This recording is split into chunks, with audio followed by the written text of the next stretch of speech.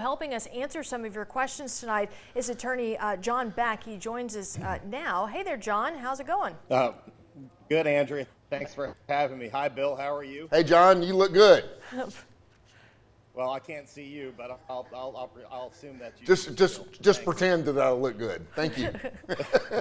Well, John's been on LawCall many times before. We always appreciate his expertise. And John, I guess let folks know you actually represent people who are accused of DUI. You're representing the defense part of this tonight.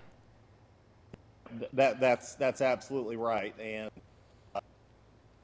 DUI, but the real catastrophic situation where on the other end of that coin, when somebody actually gets hurt and they get charged with either an assault or worst case scenario, a murder. So walk us through what are the consequences just with a simple, maybe first time DUI. That's a misdemeanor charge. What happens with a first time offense?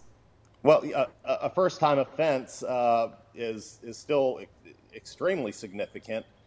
Now, typically we don't see jail time on a first time offense unless there's some major aggravating circumstances, but technically there can be up to a year in jail, $600 to $2,100 fine, and also a license suspension, a 90-day mandatory license suspension, or if you'd rather not have your license suspended, then you have to get an interlock device put on your vehicle for 90 days. That's just on a first offense, and it goes south from there. Yeah, and John, let me ask you a question if I can, and just kind of get straight to the point. We always ask this question, but especially, and obviously we do not condone drinking and driving whatsoever. But let's say that you went to a party, 4th of July is coming up soon, and let's say you've had a couple of beers and you get pulled over. So the big question is, everybody always asks me this question, to blow or not to blow? Do you take that test or do you not take that test? What should you do?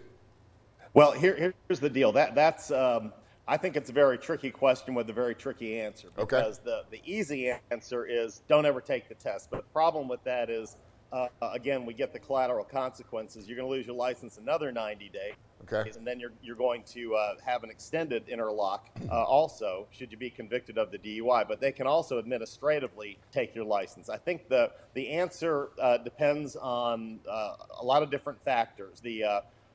There's a complicated answer that is probably the right answer.